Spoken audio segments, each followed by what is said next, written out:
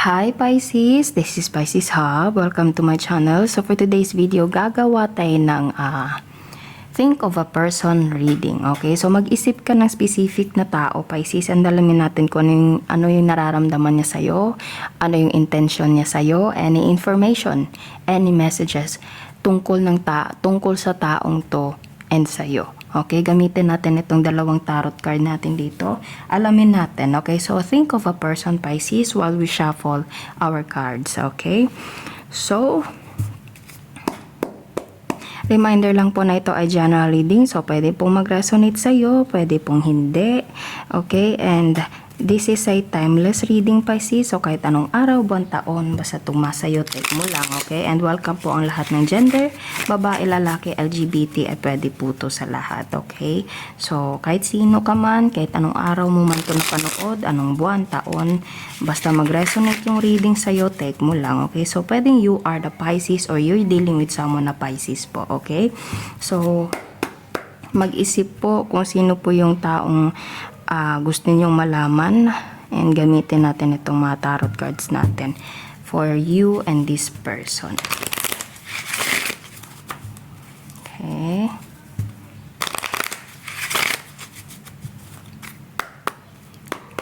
Any messages po for Pisces na dinidil niya, iniisip ni Pisces ngayon, yung taong nasa isip niya, ano po yung message niyo po tungkol sa taong to. Family room. So, pwedeng family mo to, Pisces, or pwedeng sobrang lapit sa buhay mo.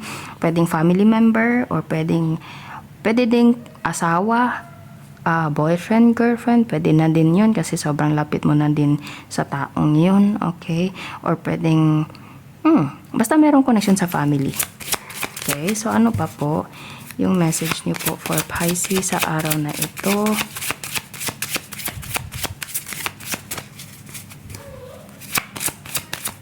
Mga gabay, mensahe, mga posibleng mangyari, journey, travel,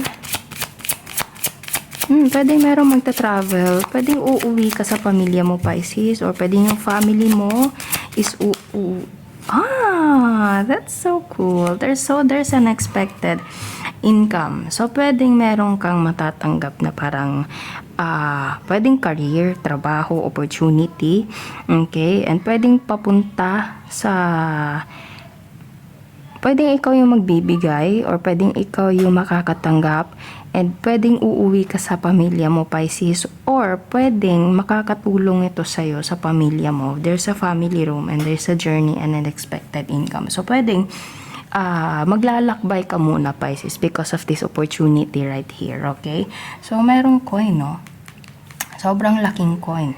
And ito ay galing sa someone na marangya, and pwede makakatulong siya sa taong nangangailangan, okay? So, or, pwedeng ikaw din, Pisces, yung parang magta-travel and ikaw yung magbibigay sa taong malapit sa'yo, okay? Pwedeng tutulungan mo sila with especially financially, okay? So, pwede magta-travel ikaw or sila, okay? Pwede pong ganun. So, marami siyang mga possibilities, mga scenarios dito, okay?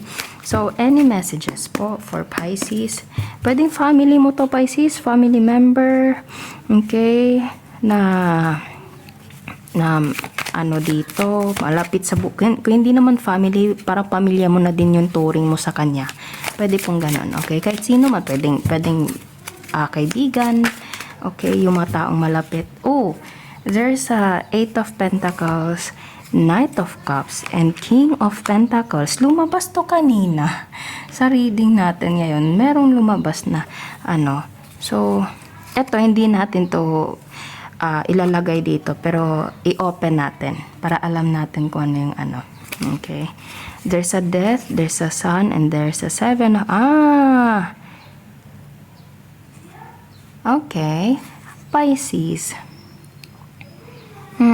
Sa reading natin kanina, okay, sa reading natin, check nyo po sa ating channel, yung video na sinundan ng video na ito, Pisces, it is almost connected, kasi meron itong connection sa financial.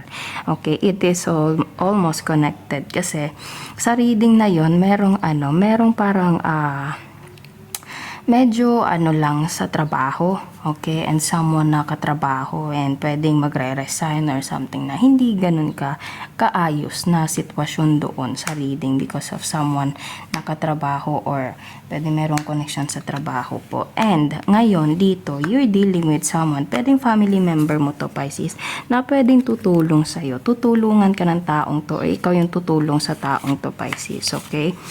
And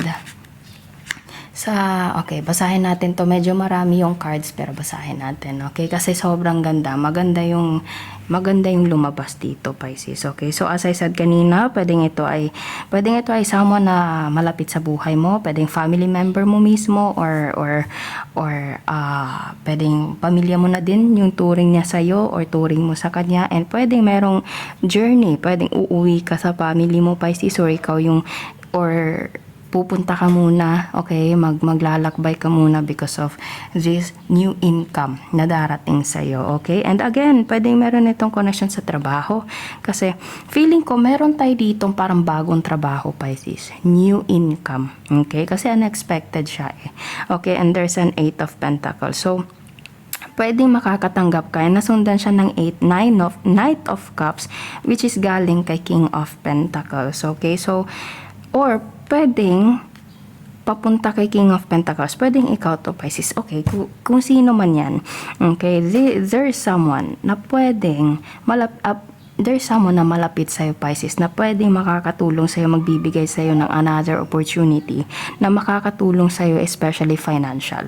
Okay? So, pwedeng ito ay merong distance, medyo merong kalayuan, kasi meron tayo ditong journey, pero hindi naman siguro ganun kalayo. Okay? Pwedeng pwedeng madadaan sa tren or sa sasakyan. Okay? Pwede pong ganun. Okay? Kasi, nabanggit natin yung other video na sinundan ng video na ito. It's because lumabas to sila. Okay, there's a death and then nasundan siya ng the Sun and 7 of Pentacles. 7 of Pentacles is someone na nag-iisip about sa pwedeng pinansyal, nag-iisip about sa trabaho, okay? Kasi nga, kanina lumabas yung card natin na, yung reading natin, nung sinundan ng reading na ito, it's because meron siyang parang issues about sa katrabaho niya doon, okay? And pwedeng nag-resign ka doon, Pisces, or pwedeng natanggal, okay? Or pwedeng ayaw mo na doon or something na merong parang end sa na yon. It's because there is someone na masculine energy na pwedeng merong connection sa trabaho. Pwedeng katrabaho mo, supervisor, manager, or boss mismo. Okay, kahit sino man yon. And parang nahinto yun, natigil. It's because merong mga bagay. Pero, dito na, there's the Sun. The Sun, rebirth. Okay, rejoice. Ganon.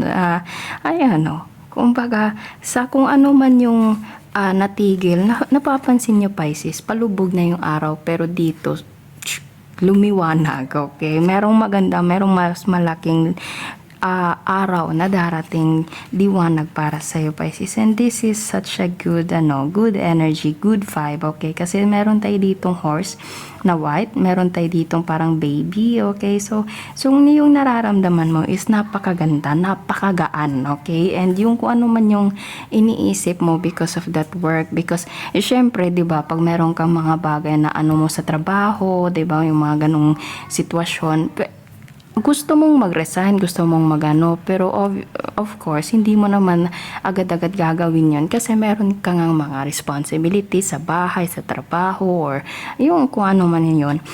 And eto na, dito napapasok yung etong reading na to mismo. Pwedeng ito ay sama na family member, pwedeng malapit sa buhay mo na kumbaga alam niya kung ano yung sitwasyon doon sa unang video natin, Pisces. And pwedeng itong taong to is tutulungan ka, or ikaw mismo, pwede ding vice versa, ikaw yung tutulong sa taong to because of that situation, because of the trabaho na pinanggalingan niya, okay? So pwedeng ikaw yung tutulong sa taong to, or ikaw yung matutulungan ng taong to. And pwedeng ito ay new journey, new opportunity, new career, okay? So ang ganda. Check niyo po yung other video na sinundan ng reading natin ngayon, Pisces, okay?